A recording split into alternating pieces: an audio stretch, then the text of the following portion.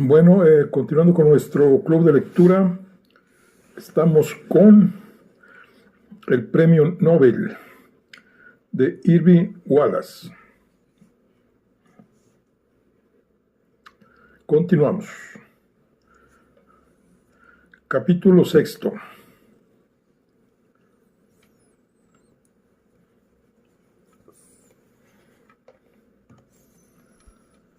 Andrew Cray regresó al Gran Hotel a primera hora de la tarde. Su talante no era tan sombrío como el día anterior. Físicamente se sentía purificado y libre de antiguas toxinas, lo que le producía una sensación de descanso y alivio. Por primera vez, desde hacía varios años, había conseguido dormir sin necesidad de recurrir a la bebida o a las drogas, y su sueño había sido tranquilo y sin pesadillas. Al despertar, de manera natural, encontró desocupado el lugar contiguo del lecho. Lily había dejado una nota sujeta a la almohada con un alfiler. Mi querido Mr. Cray, el café está en el fogón y usted puede calentarlo. Yo me he ido a trabajar. Espero que volveremos a vernos. Lily Hedkivist. Después de vestirse y tomar el café, añadió una línea como contestación a su nota. Volveremos a vernos pronto. Después bajó a la calle. Frente a la entrada de la casa, el anciano Porvats, el portero sueco de la casa, estaba arrodillado, ajustando las luces navideñas. Cray casi tropezó con él, pero en lugar de molestarle, el viejo lo saludó amistosamente, como si Cray fuese uno de sus inquilinos. El escritor conjeturó que Lily debía de haber hablado de él al Porvats. Ya era de día en la ciudad. No soplaba el viento, y el aire era sorprendentemente tibio, casi fragante. El sol brillaba a gran altura en el cielo de cobalto, y los peatones pasaban con cara risueña, como si saboreasen aquel veranillo de San Martín.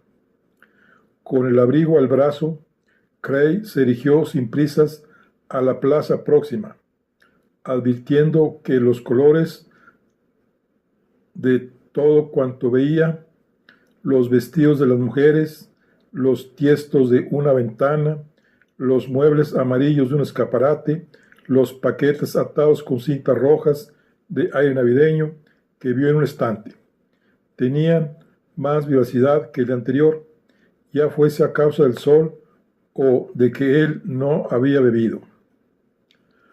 Al llegar a la plaza, llamó un taxi, y éste le llevó al hotel del que se hallaba ausente desde hacía 17 horas. Solo cuando se encontró en el ascensor, subiendo hacia su piso, se acordó de pronto de Lea y del programa oficial para aquel día. No podía recordar cuál era exactamente el programa, pero confiaba en que no se tratase de nada importante, pero sí lo bastante para que Lea no estuviese en el hotel, lo cual sería muy de agradecer.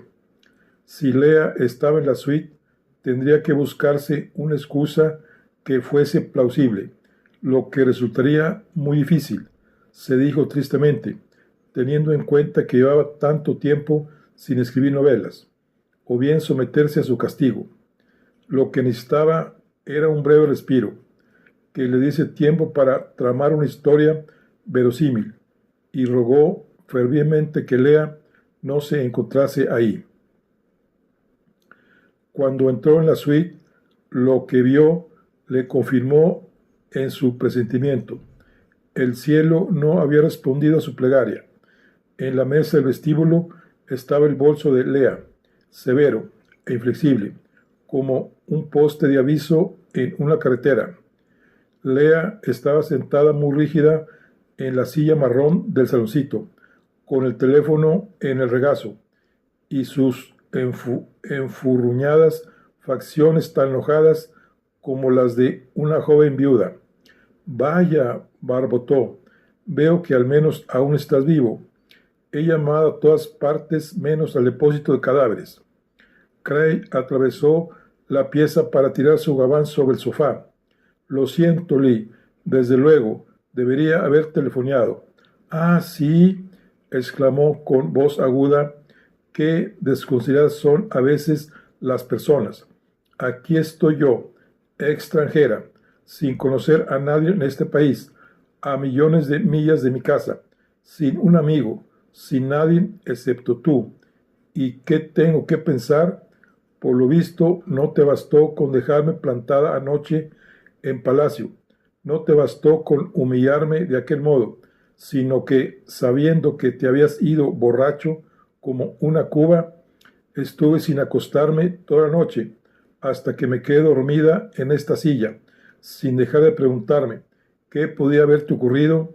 ¿Te habría atropellado un coche? ¿Te habrías caído al canal? Solo Dios sabe las cosas que llegué a imaginar.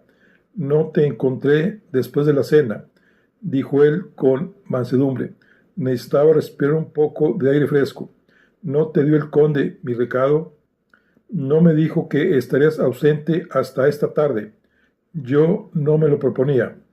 Eres imposible, refunfuñó Lea. En una buena situación me has metido. ¿Qué van a pensar? Telefoné al conde Jacobson, a la fundación, a Mr. Manker, al ministerio. Incluso hablé con el profesor Stradman. Cray se sonrojó. ¿Con Stradman? ¿Y qué tiene que ver conmigo? Lea ya no estaba tan segura y perdió algo de su agresividad. No sé, yo estaba frenética. Pensé que como estuviste con su sobrina anoche y como después de que el conde me comunicó que te había ido, vi que el profesor Stradman se iba con su sobrina. Yo me imaginé, qué sé yo, tal vez que te encontrarías con ellos o con ella. No, no es eso lo que quieres decir. Cray se enfureció de pronto. ¿Y a ti eso qué te importa? ¿No podía encontrarme con ellos o con ella? ¿No es eso cuenta mía? ¿O es que no tengo vida particular? Andreu, no está bien que hables así. Estaba preocupada por ti, por lo que hubiera podido ocurrirte en semejante estado. Además, tú me acompañaste a palacio y yo no quiero ser una carabina, pero no solamente lo digo por la etiqueta, sino que me parecía más correcto que tú también me acompañases a la vuelta. Lo que no me gusta es que te dediques a comunicar a todo el mundo mis menores movimientos. Tú temías lo que yo pudiese hacer, que no me portase bien, que diese un escándalo, pues te aseguro que si hay escándalo, serás tú quien lo organizará, con tus telefonazos histéricos a diestro y siniestro. Cuando se dirigía al dormitorio, el teléfono emitió un zumbido ahogado desde el regazo de Lea. Esta, sobresaltada, estuvo en un tris de tirarlo al suelo, y Cray se detuvo. Su cuñada se había llevado el aparato al oído. Oh, muchas gracias, conde Jacobson. Acaba de llegar ahora mismo. Está muy bien. Sí, había ido a visitar a unos antiguos amigos, unas personas que conoció la primera vez que estuvo aquí. Como dice, oh sí, desde luego. Enseguida estaremos listos. Le esperaremos en el vestíbulo. Lea colgó el receptor y miró afligida a Cray. Este no deseaba aquella clase de victoria, y su cólera se evaporó. Estaban en Suecia. Donde fueres, haz lo que vieres. Por lo tanto, ahí había que buscar las soluciones de compromiso. Pacifismo a toda costa. Vamos, Lee, no nos peleemos. Yo no quiero pelearme. Lo único que deseo es tu seguridad y tu bienestar. Siempre estoy pensando en la pobre Harriet. No puedo remediarlo. En su interior, él dio un respingo. Tenía defensas para todo menos para esto. la deuda que había contraído, Leah le había vuelto a presentar la factura de la cantidad pendiente, con sus intereses cada vez más elevados. Lee, ambos estamos equivocados. Tú te equivocaste al armar tanto revuelo. Yo me equivoqué al darte motivos para preocuparte. Estaba borracho como una sopa anoche y quería pasear para ver si la cabeza se me espejaba. Por eso me fui del palacio. Hacía mucho frío y terminé dando con mis huesos en el bar de un hotel donde tomé café. Luego me encontré mal. El dueño del bar lo advirtió. Vio también que yo era americano y me ofreció una litera de la trastienda para que durmiera la mona. Supongo que lo necesitaba, porque he dormido toda la noche y parte de la mañana. Ella hubiera deseado creerlo, y también anhelaba la paz, pero no podía cambiar en un momento. Así es que observó. ¿Y cómo es que tus ropas no tienen ni una arruga? Me las quité para dormir, respondió Craig pacientemente. El dueño del bar me ayudó a quitármelas y las colgó. ¿Y qué hubiera pasado si alguien hubiese descubierto quién eras? Un premio Nobel en paños mayores, durmiendo en la mona en el jergón de un bar de mala muerte. Hubiera sido terrible. Él asintió, inclinando compungido la cabeza, y pensó en lo que hubiera saboreado aquella anécdota aladina joven que asistió el día anterior a la conferencia de prensa, Sue Willey, de Consolidated Newspaper. Pero se dijo entonces que aquella historia no era cierta y por lo tanto Miss Willey no constituía una amenaza. Pero acto seguido recordó lo que sí era cierto, resucitando en su memoria la fresca imagen de Lily Heskibis, la juvenil diosa nórdica, y su abandono sin complicaciones, su lozanía, y se preguntó qué pensaría de ellos Miss Willey y también qué pensaría su cuñada. Al percatarse plenamente de la posición que ocupaba, aquella semana se hallaba en el primer plano de la actualidad internacional y el enorme microscopio del periodismo amplificaría y aumentaría hasta sus menores movimientos. Comprendió que debía medir cuidadosamente sus acciones, sin duda en alguna estima su futuro. Hasta aquella mañana esto no le había importado lo más mínimo, pero entonces surgió en él cierta preocupación, de origen totalmente misterioso, y determinó ser muy discreto en lo tocante a beber en público y a fornicar en privado. Tienes razón, Lee, dijo, no queremos titulares hasta que haya terminado la ceremonia de concesión y tengamos los 50,000 del ala. No es solo eso. ¿No ves que bromeo? Sí, tienes razón, Lee. Ahora estoy sereno y lamento lo sucedido. Además, tienes que saber que he prometido enmendarme. Añade a esto un factor meteorológico. El sol brilla en el cielo, algo excepcional el invierno sueco, según me dicen, y tenemos todo el día por delante. Vamos a almorzar. Yo ya he almorzado y además tenemos una cita. ¿No recuerdas el programa, Andrew? No tengo ni la menor idea. Ya hemos estado en el Palacio Real. ¿Qué más tenemos que hacer? Hoy es el día consagrado a visitar Estocolmo. Yo aún no he visto nada de la ciudad. Mr. Manker y el conde Jacobson nos acompañarán. Vendrán con nosotros otra pareja, también de los premiados. Ah, y además vendrá también tu editor sueco. ¿Cómo se llama? Mr. Flink. ¿No te acuerdas? Tiene un nombre de pila muy divertido. A ver si me acuerdo. Margen revés, ya está. Indet. Mella, diente, muesca en inglés. Trataba de recordarlo por asociación de ideas. Mr. Indet Flink. Creo que este es otro de los motivos que obligó al conde Jacobson a telefonarme. Deseaba asegurarse de que tú formarías parte del grupo de visitantes, porque quería presentarte a tu editor. Lee, yo ya he visto Estocolmo con Harriet, pero de eso hace mucho tiempo. Además, tienes que conocer a ese editor. Hasta cierto punto, sus ediciones te ayudaron a obtener el premio. Puedo saludarlo, presentar alguna excusa y después irme, mientras vosotros os vais a recorrer la ciudad. Yo preferiría deambular por la ciudad a mi gusto. No, Andrew, sería una descortesía. Cada día te pareces más a Harry. Ojalá me pareciese. Aquello era una mentira, y a pesar de que Cray lo sabía, ignoraba por qué lo había dicho. Harry hubiera conspirado con él para escapar a las formalidades y a las visitas protocolarias, o al menos así lo creía. Si el recuerdo que tenía de ella era fiel, de pronto ya no estuvo tan seguro. Muy bien, Lee, has ganado. Se dirigió al dormitorio para cambiarse. HSB, allá vamos. ¿Qué es eso? Ya verás, dijo él, enigmático, ya verás.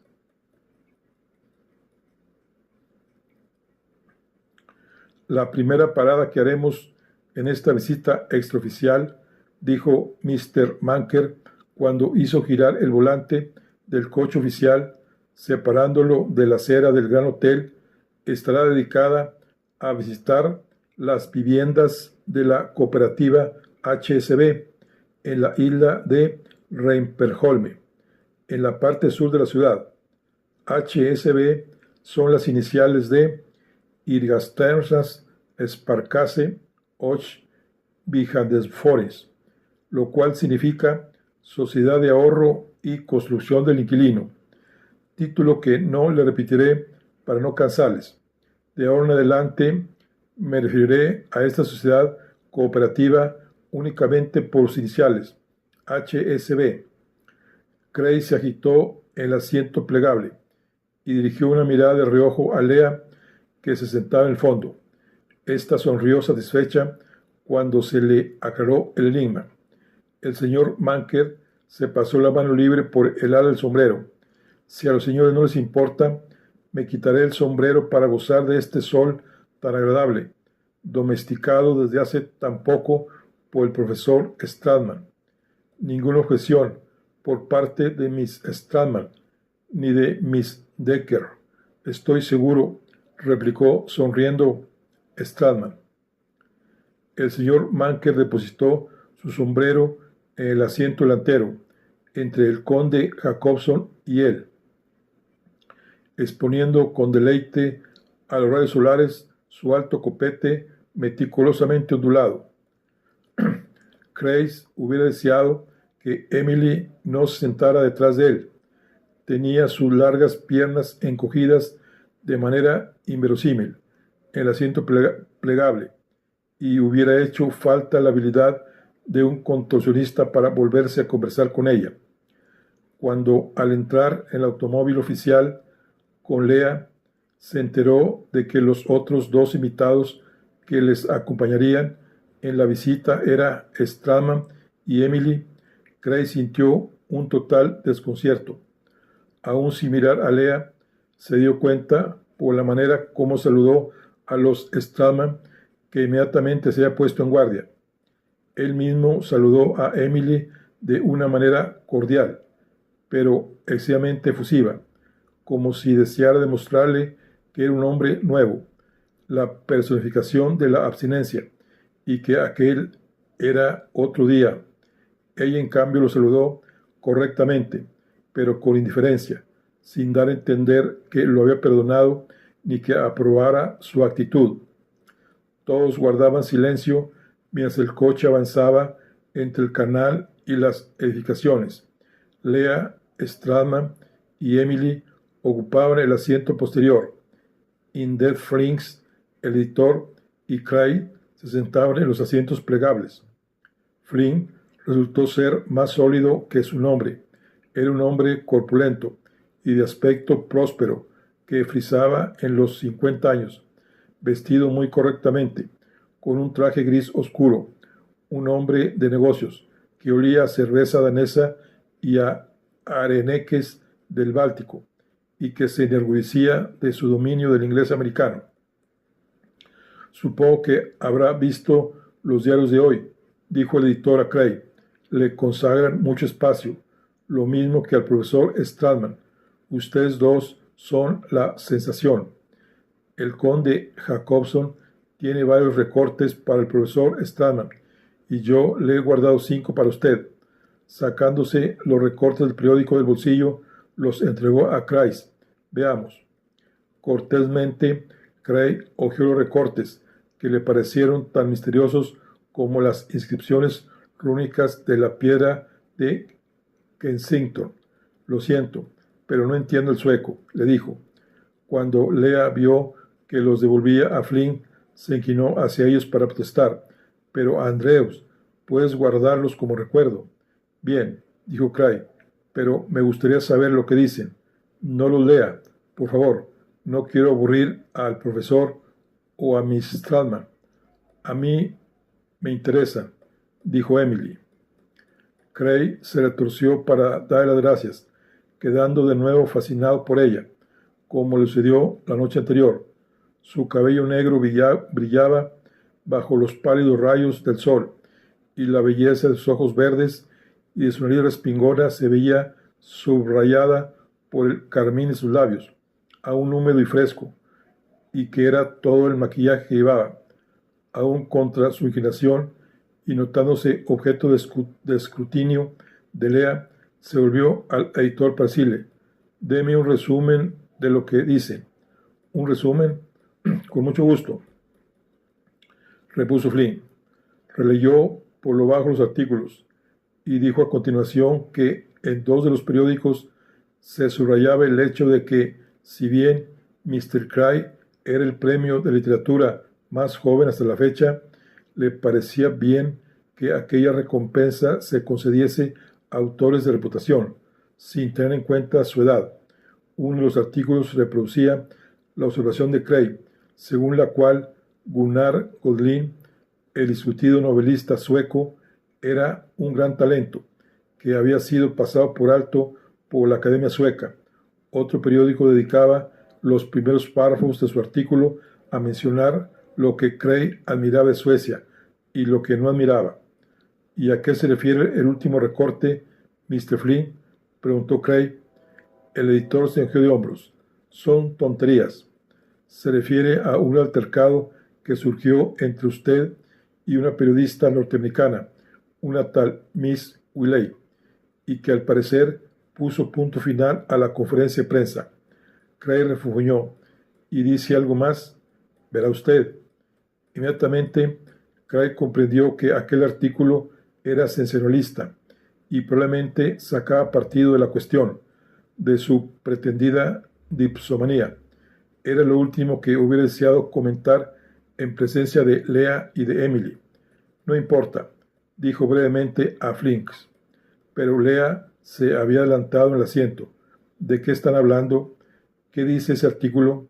¿Qué pasó en la conferencia de prensa, Andreu? Con tono suave, desde el asiento delantero, Jacobs intercedió por Craig. Nada en absoluto, Miss Decker. Todos los años ocurre al menos uno de esos incidentes. ¿Qué incidente?, preguntó Lea con voz aguda. Miss Willey está al servicio de una agencia periodística norteamericana que se alimenta del escándalo, respondió Jacobson, y cuando no hay escándalo, tiene que inventarlo para seguir comiendo. Hizo unas preguntas de carácter personal a Mr. Craig, y él consideró muy correctamente que su vida particular, sus costumbres y su matrimonio no eran temas para ser ventilados en una entrevista pública.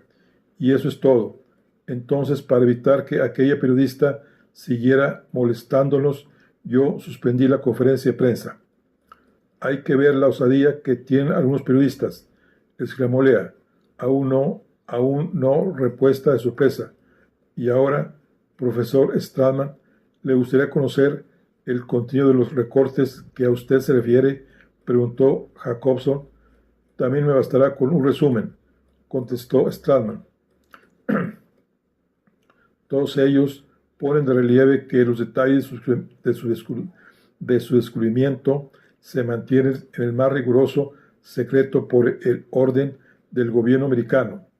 En todos los artículos se reproducen sus predicciones acerca del futuro de la energía solar. 2 de los periódicos mencionan su vida en Alemania y Stradman, siempre sensible al odio que experimentaba Emily por su país de origen, alzó la mano. Con eso basta, conde Jacobson. ¿Qué necesidad hay de resucitar el pasado con un día tan radiante y con Estocolmo esperándonos? Se dirigió al señor Manker para preguntarle, ¿dónde están esas casas de la cooperativa que usted nos mencionó? Enfrente mismo de nosotros, respondió el señor Manker. Las viviendas construidas por la cooperativa HSB formaban un pequeño pueblo en la isla de Reinsholme y consistían en casi 1 millar de pisos ocupados por 3.000 ciudadanos suecos de la clase media. Las edificaciones eran difíciles de distinguir por separado. Todas eran limpias y modernas, y parecían nuevas, aunque se construyeron en los últimos años de la guerra. Todas se alzaban a orillas del canal, y en su construcción había intervenido la madera, el hormigón y el yeso. Estaban pintadas de blanco o de beige, y ostentaban balcones minúsculos y orgullosos, que en aquellos momentos estaban casi todos ocupados por personas que tomaban el sol. El señor Manker detuvo el coche frente a uno de los edificios. Durante varios minutos se dedicó a explicar la evolución económica de la vivienda colectivizada ante la que se había detenido. Cuando terminó, les preguntó si les gustaría visitar su interior. Todos descendieron del vehículo y se reunieron en la acera, bajo el tibio sol invernal. Cray se volvió al señor Manker para decirle, si no le importa, yo me quedaré aquí fuera fumando. Ya he visitado estas casas en otra ocasión. Como guste, repuso el señor Manker. Yo haré compañía a Mr. Cray, dijo Indel Flins. El señor Manker condujo a los demás hacia la entrada del edificio. Cray contempló a Emily Stradman mientras ésta avanzaba al lado de su tío. Era más alta que éste y llevaba una chaqueta gris de piel de Suecia, con una falda azul muy ajustada y corta, que revelaba sus largas piernas y las perfectas curvas de sus pantorrillas, enfundadas en medias de nylon. Al andar, sus amplias nalgas y opulentas caderas se movían libremente, y Cray comprendió que no llevaba faja. Se había hallado tan absorto hasta entonces por sus virginales facciones que en aquel momento le sorprendió ver que su figura pudiese ser más femenina y provocativa que la de Lily. Brevemente presentó excusas a Lily en su fuero interno, al recordar su espontánea ofrenda de sí misma, pero la diferencia estaba clara. Lily estaba relacionada con la salud, la naturaleza y la espontánea cópula animal. Había que imaginársela en un bosque con los rumores selváticos y un trozo de cielo en lo alto, para poseerla enseguida, sin demora, solo en busca del placer carnal, sobre la tierra y la hierba. Pero a Emily Stradman había que imaginársela y reservada y contenida, como correspondía a su impoluta virginidad, esperando en tensión al ser amado. Aquella joven despertaba ideas de amor, novela y de largas esperas y añoranzas. Había que ponerla en un boudoir discretamente iluminado, mientras una brisa acariciadora entraba por las ventanas abiertas, junto con los rayos exagües de la luna y una música lejana para abrazarla y besarla, acariciando su carne virginal hasta que por último se encendía el fuego del deseo, y entonces llegaba el momento de poseerla lentamente, muy lentamente, con arte y dulzura, hasta que el fuego se convirtiese en un incendio. Cray sacudió aquellos pensamientos de su mente, la incongruencia de aquella fantasía elaborada en una prosaica acera de Estocolmo, ante una moderna serie de viviendas cooperativas, le hizo ver hasta qué punto era ridículo y desechó aquel ensueño. Emily y los demás habían desaparecido en el edificio. Cray sacó su pipa, la llenó de tabaco e Hinderflick le ofreció un fósforo encendido. ¿Qué piensa usted de nuestras cooperativas?, le preguntó Flinks. Las admiro, respondió Cray, dando chupadas a la pipa, del mismo modo como admiro a una nación que no tiene barrios bajos. Considero esto como algo muy avanzado y un gran beneficio para la mayoría, pero como escritor yo soy un individualista acérrimo y creo que preferiría vivir en una tienda únicamente para estar solo, no confundirme con la masa ni que me midiesen con el rasero común, porque yo prefiero los altibajos. Le interesará saber que nuestras cooperativas también se dedican a cuestiones literarias, observó Flinks. ¿De qué manera? Publican una revista e imprimen libros a precios muy bajos. Incluso subvencionan una lotería anual destinada a recoger fondos para ayudar a unas 3 docenas de escritores que lo merecen. ¿Quiere usted decir que hay mucho interés aquí por literatura? Un interés enorme. Suecia tiene 7 millones de habitantes. El 75% de las personas adultas lee libros con regularidad. Muy notable, observó Cray. Nuestro problema es la crítica. Si las críticas son buenas, un libro se convierte en un bestseller. Si son malas, ya podemos tirar toda la edición a los canales. El Estado Perfecto mereció los elogios unánimes de la crítica, pero lo que meritó fue que los elogios no se debieron únicamente a su mérito literario, sino que, según sospecho, el relato platónico que sirve de fundamento a la obra permitió a los críticos desplegar su erudición. Cray no pudo contener la risa. Supongo que eso se debe de suceder con frecuencia. Desde luego, respondió Flick muy serio. Ocurrió con todos y cada uno de sus libros. Los críticos los utilizaron para lucir su erudición. Creo que esta táctica incluso llegó a influir en ocasiones al Comité Nobel. Jacobson me contó hace poco la lucha que hubo para conceder el segundo premio Nobel de Literatura. En 1902, el comité, en sus reuniones a puerta cerrada, tuvo en consideración a muchos candidatos: Anton Chekhov, Thomas Hardy, Henrik Ibsen. Pero ¿quiénes fueron los que llegaron a la última votación? Teodoro Mommsen, un carcamal de 85 años, con su monumental Historia de Roma en 5 volúmenes, y Herbert Spencer, de 82, con su Sistema de Filosofía Sintética en 10 volúmenes, de modo que quedaron como finalistas para el Premio Nobel de Literatura un historiador alemán y un filósofo inglés, que arrinconaron a Chekhov e Ibsen. Mommsen ganó la votación y por consiguiente obtuvo el premio. ¿Por qué? El Comité Nobel afirmó que se lo había concedido por sus dotes artísticos y se atrevían a hablar de talento artístico comparándolo con Ibsen.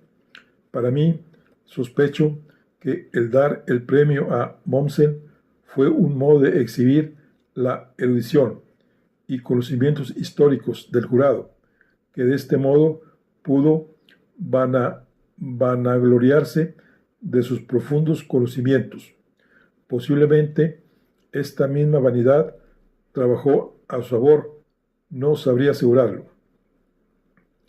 Cray y Flynn pasaron frente a los edificios de la cooperativa, comentando cuestiones editoriales, literarias y hablando del gusto del público en general, discutiendo la actitud cínica y mormosa de los escritores suecos, rebelión contra aquel idílico estado de prosperidad general y la predilección que demostraban por Faulkner, Kafka y Gottlieb, que, que contrastaba con la aversión que sentían por los bucólicos paisajes de Ingrid Pohl, hasta que el señor Manker salió del edificio con sus compañeros.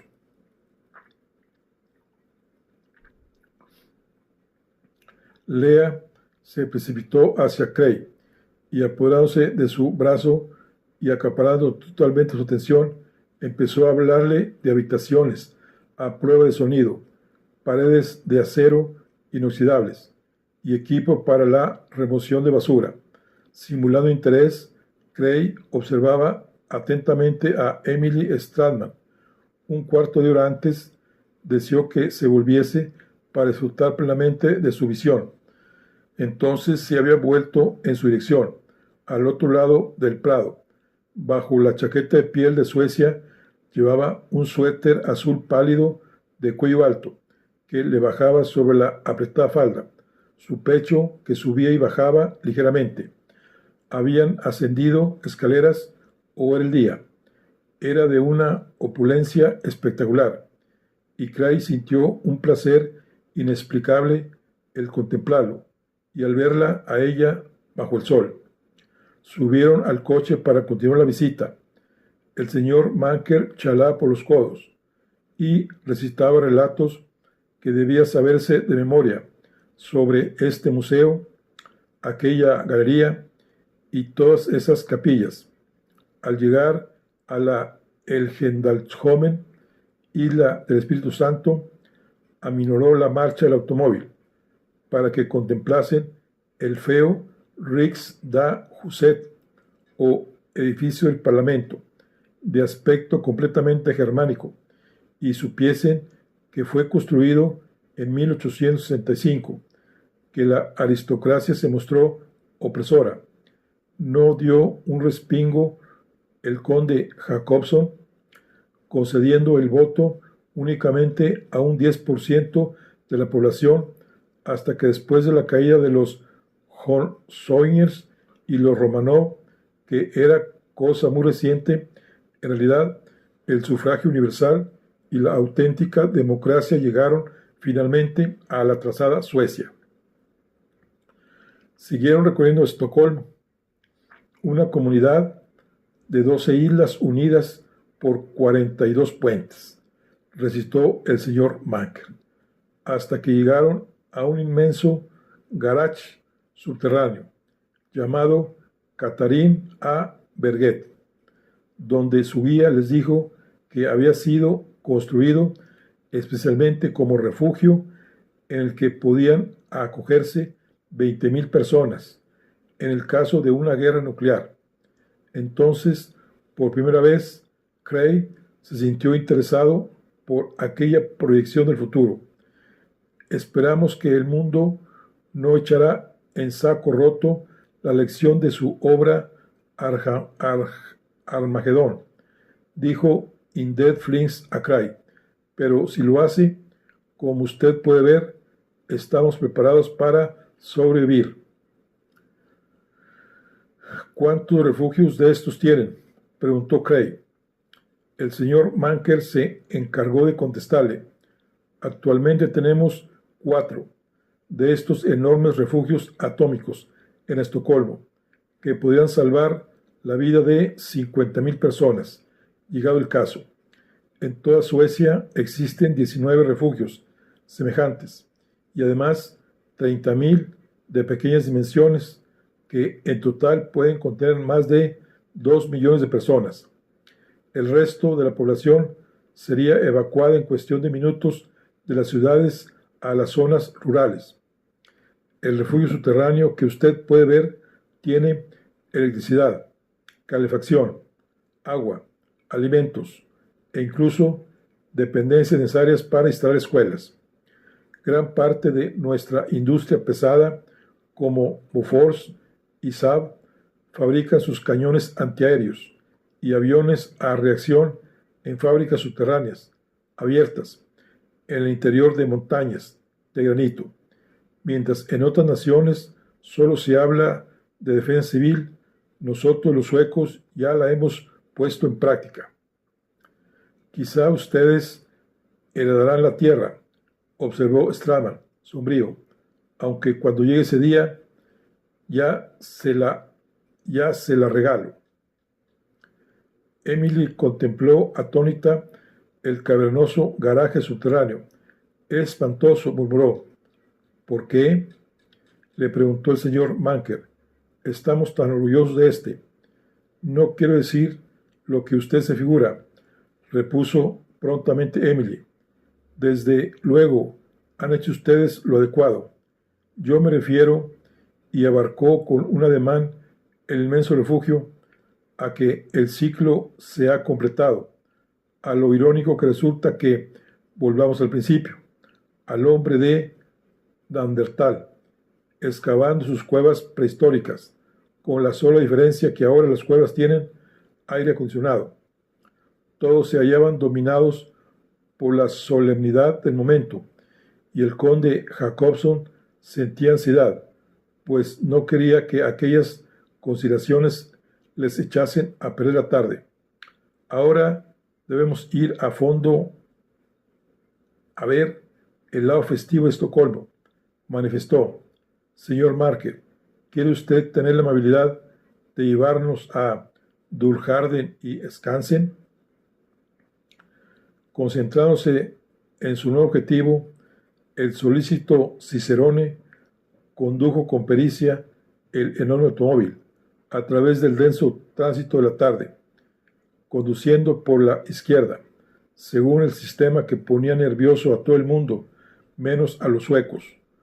Continuó en dirección este, atravesando la ciudad, hasta que el tránsito se fue aclarando y se acercaron a la vasta isla pastoral conocida por el nombre de Dulgarden. Levantando un poco el pie del acelerador, el señor Manker dio la vuelta con el coche a poca velocidad en torno a un grupo de construcciones de aspecto singular y complicado. Llamamos a esto la ciudad de los diplomáticos, dijo Jacobson. Aquí se encuentran unidas casi todas las embajadas y legaciones extranjeras. Ahí, por ejemplo, tienen ustedes la embajada de Italia. A medida que Jacobson se las iba señalando, a Cray le hizo gracia comprobar que cada embajada asumía el carácter de la nación que representaba. La embajada de Inglaterra era un edificio de ladrillo, de aspecto serio y formal, una construcción digna, conservadora y grave, como la mayoría de los ingleses que viajaban por el extranjero.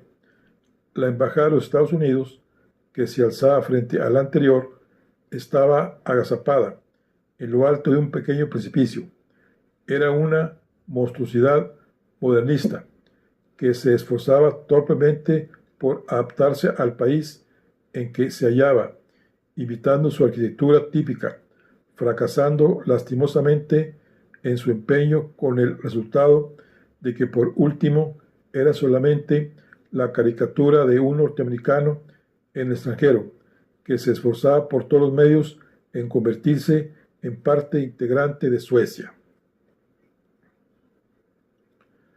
Cray observó con alivio que acababan de cruzar un puente sobre un pequeño canal para llegar a la zigzagueante carretera de la gran isla. Hacia la izquierda se extendían varias hectáreas de prados rodeados de bosque, similares a los campos de Wisconsin y Minnesota, y a la derecha se alzaban las majestuosas residencias de la aristocracia sueca. Djurgården significa parque animal, les explicó Jacobson. En otros tiempos, esto fue el coto de caza del soberano. En la actualidad, los bosques y los claros constituyen un parque nacional abierto al público. En cuanto al resto, las fincas donde viven nuestros aristócratas, millonarios y artistas Creo que el señor Manker está más indicado que yo para señalarles las cosas dignas de interés.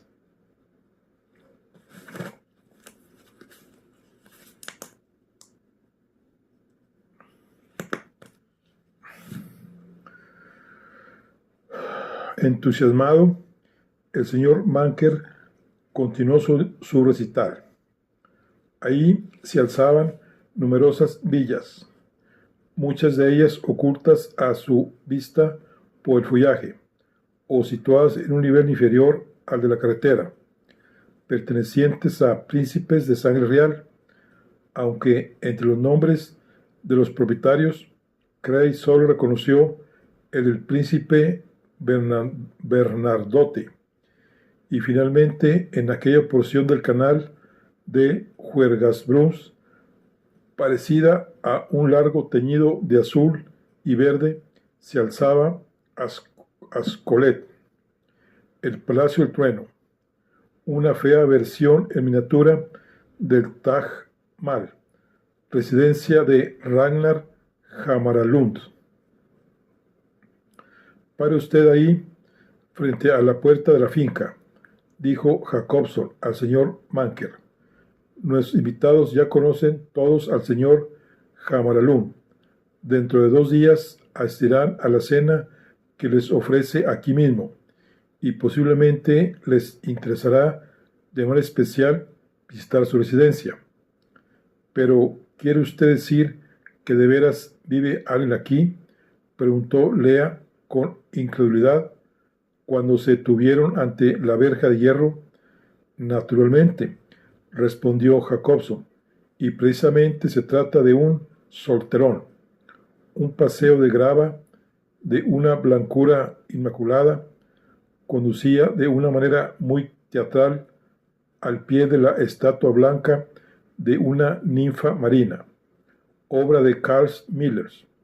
La ninfa parecía proteger un magnífico estanque rectangular junto al que florecían los lirios. A ambos lados había paseos y nudosas encinas, y al extremo, casi como una réplica de la tumba mogol de mármol, se alzaba Axolet. La mansión tenía 2 pisos de alto, era de forma cuadrada y de color gris claro, con un techo inclinado de tonalidad rojiza. 4 esbeltas columnas semejantes a alminares se alzaban en la entrada. Desde luego, Hammarlund no vive solo ahí, dijo Jacobson. En la casa había también un ejército de misteriosos servidores. De todos modos, produce una gran impresión. ¿Seguimos, señor Manker? Cuando el coche arrancó, todos menos Lea se dispusieron a contemplar las nuevas vistas de Djurgården. Lea volvió la cabeza para ver por última vez el castillo de Hammarlund. Cuesta creer que sea millonario y el dueño de este sitio tan grande, dijo. Quiero decir que cuando lo conocí me pareció un hombre totalmente inepto y ordinario. Por el contrario, dijo Emily, yo lo encontré exactamente como me lo imaginaba. Encajaba a la perfección en su tipo.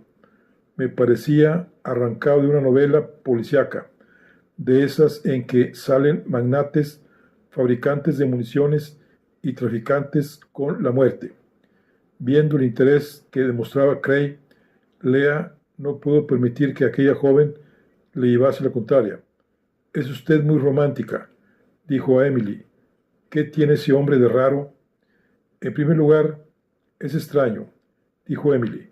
Además, cuando pienso en Hammarlund, sufro astigmatismo, o sea que lo veo en plural. La fofa personalidad que todo el mundo conoce de día y su otra personalidad que él se guarda para la noche. Quiero escribir algo sobre un hombre que era 2 personas, citó Cray. Esto es lo que dijo una vez Robert Louis Stevenson a Andrew Lang, Y así fue como nació el Mr. Hyde del Dr. Jekyll. Todos somos dos personas distintas, gruñó Stallman. Lea trató de agarrarse al aliado que se le pusiese a mano. Estoy de acuerdo con el profesor Stallman, dijo, algo desconcertada. Yo también. Lee, dijo Cray. Sin embargo, sospecho que las dos personalidades de Jamaralún son más interesantes que las que pueda tener yo o las que puedas tener tú. Y es ahí donde estoy de acuerdo con Miss Stallman. Yo también lo encuentro extraño, un hombre lleno de secretos, y creo que solo revela su segunda personalidad por la noche, cuando tiene que trabajar para su imperio, y nadie lo mira. Ese es el hombre que nosotros no conocemos, el que reúne y amasa millones. El hombre que nosotros conocemos es demasiado bofo, demasiado blando, demasiado lampiño y suave para ser posible. Tiene que ser algo más. Oh, claro, que hay más, desde luego, dijo Jacobson desde el asiento delantero, pero tal vez no sea tan emocionante como ustedes imaginan. Jamaralún es un hombre que intriga constantemente, por supuesto. No es lo que hacen hoy en día todos los grandes hombres de negocios, pero no tiene una doble vida ni una banda particular de asesinos a sueldo, por lo que yo sé. Los Zaroff de la industria privada ya han muerto en este mundo cada vez más dominado por el socialismo. Me muero de impaciencia por asistir a esa cena que nos ofrece, dijo Lea. Será correcta y espléndida, aseguró Jacobson, pero no esperen encontrar puertas secretas, pasadizos ocultos y cadáveres que caen en los armarios. Sonrió, con indulgencia, y sus oyentes casi creyeron escuchar los crujidos de su apergaminado rostro. Aunque desde luego, y para complacerla, Miss Decker desearía equivocarme. Jacobson atisbó a través del parabrisas, dijo, y ahora nos acercamos a una institución no menos magnífica, pero mucho más inocente, y que es motivo de legítimo orgullo para los suecos. Me refiero a nuestra célebre Parque Skansen.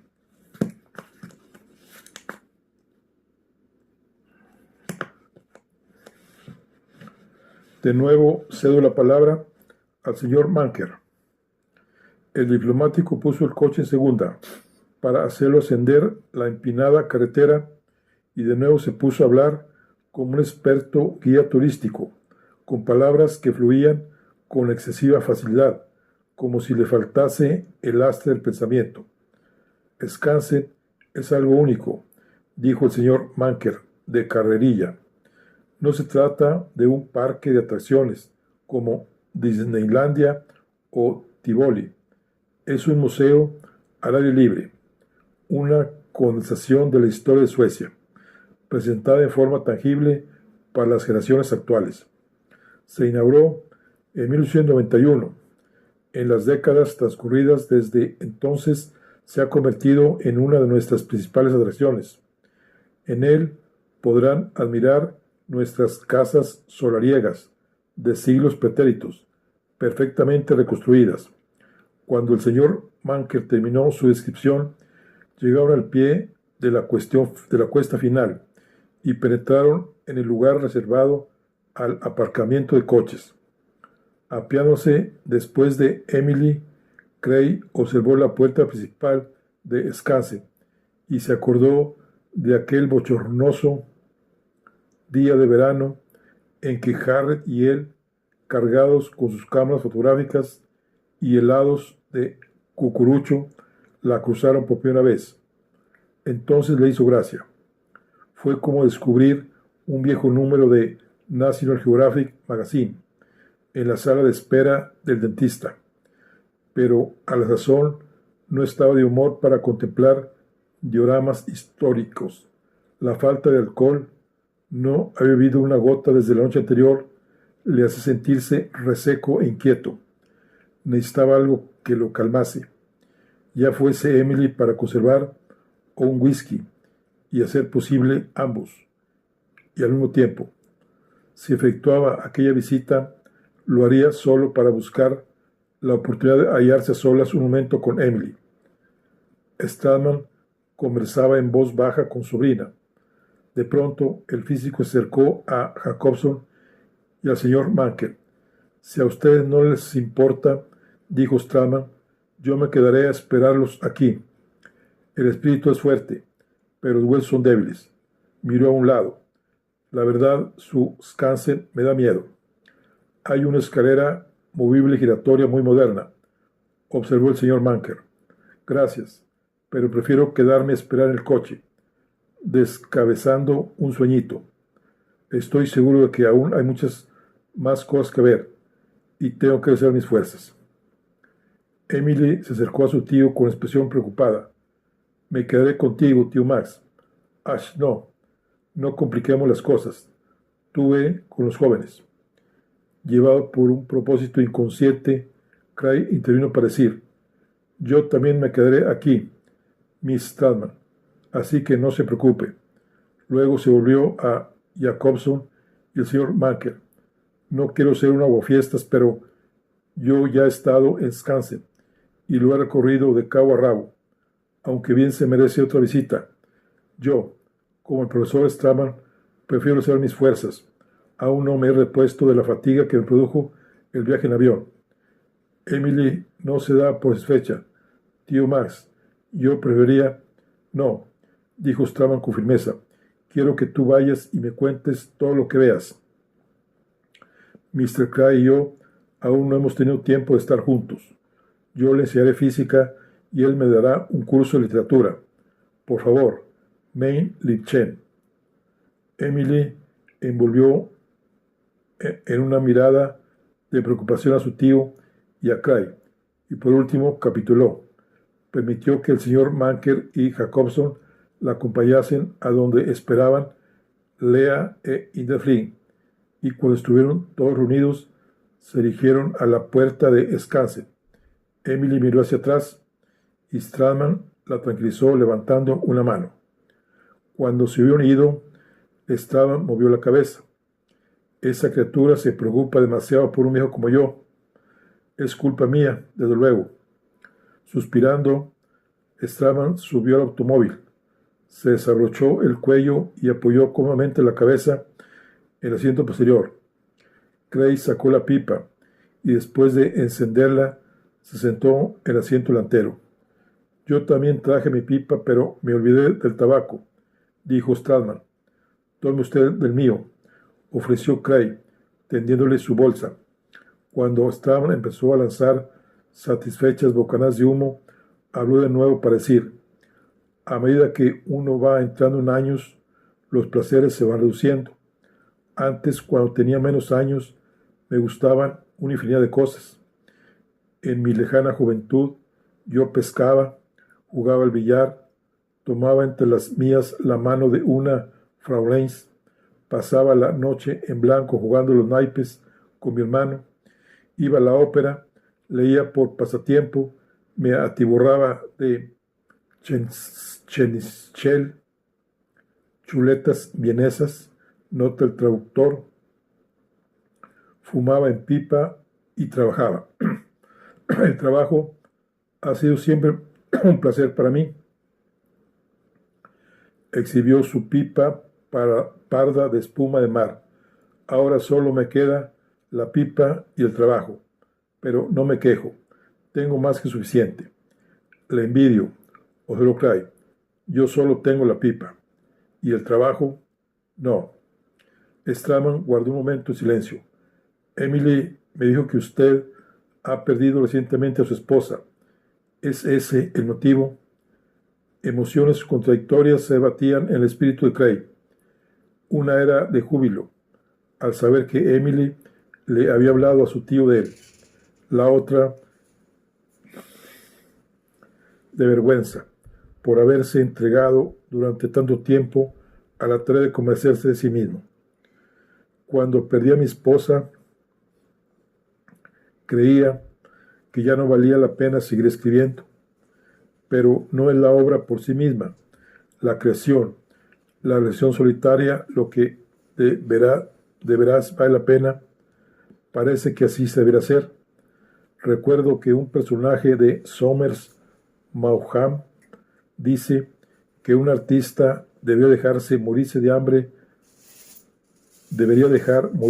a su madre si fuese necesario, antes que escribir a tanto la línea para darle de comer.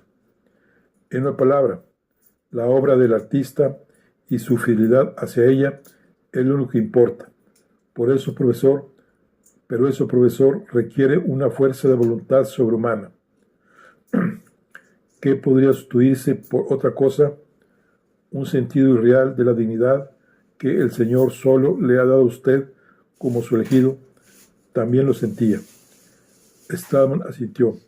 Me lo suponía ya. Si no lo hubiera sentido, hoy no se encontraría en Estocolmo. ¿Qué le ha pasado, pues? No soy un psicólogo, pero creo adivinarlo. El sentido real de la debilidad se vio aniquilado por un horrible accidente de realidad, la muerte repentina de su esposa. Y usted se ha hundido, su fe se ha tambaleado y aún no se ha repuesto de la tremenda impresión. Estas cosas suceden, joven, suceden con mucha frecuencia. Cray trató de pensar en lo que había dicho Stallman, analizándolo y extendiéndolo ante él, pero aún no se hallaba preparado para entenderlo, y finalmente decidió aplazar el análisis para otro día. Tal vez tenga usted razón, dijo, sin añadir ningún otro comentario. Ambos guardaron silencio, dando pensativas chupadas a sus pipas, escuchando el rumor lejano de Skansen y notando con agrado el calorcillo del sol invernal que se filtraba por las ventanillas del automóvil. ¿Por qué se ha quedado aquí?, le preguntó de pronto Stallman. ¿Para hacer compañía a un viejo? No, nada de eso. Entonces, ¿por qué? ¿Para hablar de usted? Tampoco. Instintivamente quise estar cerca de usted porque usted está cerca de Emily. Emily, ¿eh?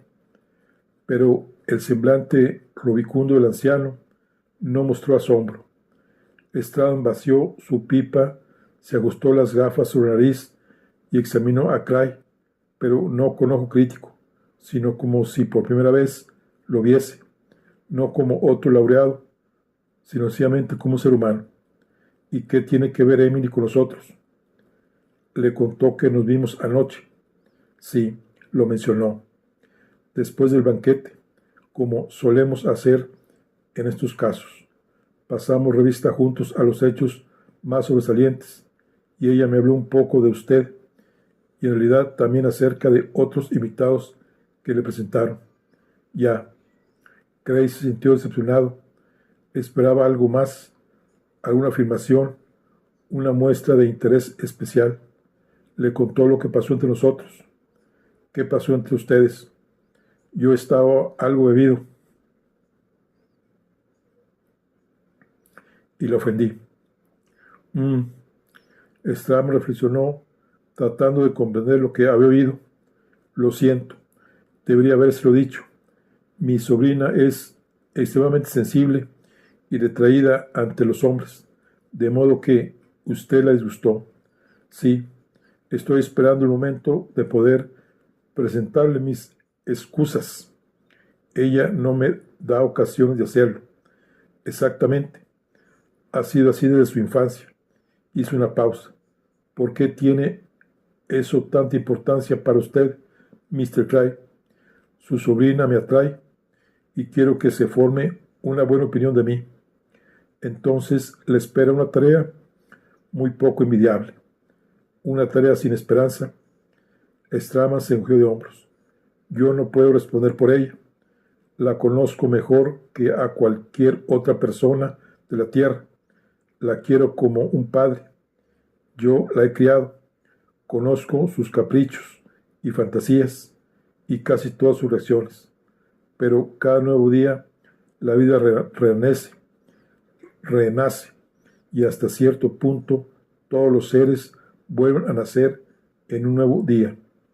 El cerebro, el sistema nervioso, los músculos, las glándulas, los reflejos condicionados, todo funciona en el nuevo día de acuerdo con la costumbre establecida y familiar, hasta que ocurre un nuevo accidente, aventura o confrontación, surge un estímulo excepcional y de pronto todo lo anterior no significa nada y el cerebro o el sistema nervioso de la persona reacciona de un modo distinto, de una manera desconocida hasta entonces.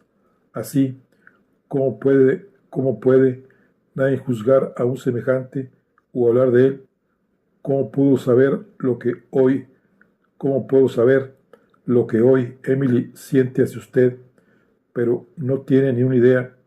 Claro que tengo una idea. Dispongo de todo lo anterior. Cuando saqué a mi sobrina de Alemania para llevarla a Inglaterra y después a América, vi que se adhería a una norma de conducta que ha conservado hasta hoy, sin introducir cambios apreciables. Desconfía de los hombres. Se ha acostumbrado a prescindir de ellos. Si por medio de algún exorcismo usted consiguió pillarla desprevenida aquella noche y luego se aprovechó de ello, yo le predigo que su desconfianza se habrá duplicado. Desconfianza de los hombres en general y de usted en particular. Así, no sé qué responderle. Cuando usted me pregunta si existe alguna esperanza de que ella vuelva a formarse una buena opinión de usted, como tío suyo y en mi calidad de hombre de ciencia, yo diría que tiene usted todas las probabilidades en contra, Mr. Cray, aunque, desde luego, no me atrevería a asegurarlo taxativamente. Sin embargo, hay que tener en cuenta los imponderables. En física también las tenemos. Un nuevo día con un ciclo vital propio, y quizás entre el alba y el anochecer surgirá una nueva Emily. Lo siento, Mr. Cray, pero no puedo decir nada mejor. Perdona que sea tan pesado y prolijo. Soy alemán por natural y educación. Usted es un producto del optimismo, de una sociedad fundamentalmente optimista, y por lo tanto sus decisiones, las que tome por su cuenta, serán más imparciales que las mías. Y además, es usted un narrador de historias. Ha recibido grandes honores y por lo tanto no dudo que comprenderá a los semejantes mucho mejor y con mayor agudeza que yo. Aplique su optimismo y su genio al caso que nos ocupa. Cray sonrió. El anciano estaba bromeando. Estaba seguro de ello. Procuró responderle en el mismo tono. Mis historias se desarrollan en el pasado. En el presente me siento forastero y desarmado. El presente no existe, dijo Stradman. El pasado empieza hace un minuto. Sus ojos chispearon tras los huevos cristales de sus gafas. Y usted no está desarmado. Se hundió aún más en el asiento y cruzó sus rechonchas piernas. Voy a hacer una siestecita. Cray se incorporó y se desesperó antes de apearse. Yo me iré a dar una vuelta. Stradman ya había cerrado los ojos, pero de pronto volvió a abrirlos. Mr. Cray. Cray se acercó a la abierta portezuela posterior y se asomó al interior del coche. ¿Qué desea, profesor? Creo que debe usted de esforzarse para que ella pueda formarse una buena opinión de usted. Cray no dijo nada. Stradman lanzó un suspiro de cansancio. Si triunfa donde otros han fracasado y de nuevo le hace abandonar la guardia, no la excepcione, ni me excepcione. Cerró los ojos y Cray permaneció de pie. Si triunfa donde otros han fracasado y de nuevo le hace abandonar la guardia, no la excepcione, ni me excepcione. Cerró los ojos y Cray permaneció de pie, conmovido pero inmóvil, pensando cuán victoriana había sido aquella escena y hasta qué punto Herr Profesor Stradman, custodio del sol y de la hija de su hermano, se había parecido por un momento a Edward Barrett, inquilino del número 50 de la londinense Wimpole Street, custodio de la inválida Elizabeth, hija suya, ante el asedio amoroso del joven poeta Roberto Browning. Pero aquella comparación era odiosa e injusta. Straman no era el celoso tirano de Wimpole Street que se esforzaba por suprimir sus latentes sentimientos incestuosos. Straman era un solterón empedernido que de pronto se encontró con una inesperada paternidad y que cargaba con una responsabilidad muy superior a las obligaciones normales de un padre. Ante todo pensaba en Emily, no en él. Teniendo en cuenta todo ello, Craig tuvo que reconocer que Straman se había mostrado muy indulgente. Craig empezó a recorrer sin rumbo fijo y sin curiosidad el perímetro de Scansy, parándose varias veces para ver jugar a los niños y en una ocasión para tomar una limonada. Siguió vagando por el parque, devanando fantasías en su espíritu, dejándose absorber de vez en cuando por los nuevos personajes que poblaban su vida, para regresar después en imaginación a Millsdam, la casa de madera de Wetton Road y Lucy's Mac, e incluso a Harriet, sí, a Harriet en el Camposanto, aunque todos ellos le parecían muy lejanos y como pertenecientes a otra época. Había transcurrido media hora cuando Craig regresó al automóvil. Vio que todos estaban ya en el coche y que el señor Marke le andaba buscando por los alrededores, y entonces aceleró el paso. Una vez dentro se metió a duras penas en el asiento plegable, se disculpó y aunque le hubiesen matado, no hubiera podido explicar a Lea en respuesta a su pregunta dónde había estado y qué había hecho. El señor Manker se puso al volante y regresaron a la carretera. Craig escuchaba mientras Emily, sentada a su espalda, contaba breve pero brillantemente a su tío las cosas más importantes que había visto en su visita a Scansy. Cuando terminó, preguntó a su tío qué había hecho durante la espera. Mr. Craig y yo hemos sostenido una larga conversación, dijo Stallman. ¿De qué habéis hablado?, quiso saber Emily. De negocios, mainly betting. Él me aconsejó acerca del modo de dar interés argumental a mis comunicaciones científicas y yo le expliqué cómo debe hacer para emplear la energía solar en su máquina de escribir. Después de esto, eché una siestecita. ¿Y ahora cómo te encuentras? Muy descansado y de nuevo como un turista. Conde Jacobson, ¿qué nos reserva ahora la Oficina Nacional de Turismo? Lo mejor de lo mejor, dijo Jacobson. El señor Manker nos lleva a la ciudad vieja, concretamente a Storgate, la Plaza Mayor, emplazamiento original de Estocolmo de hace 7 siglos.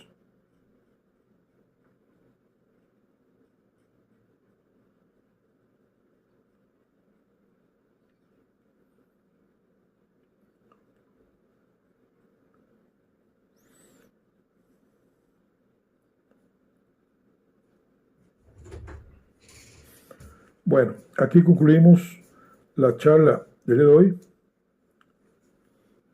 Nos vemos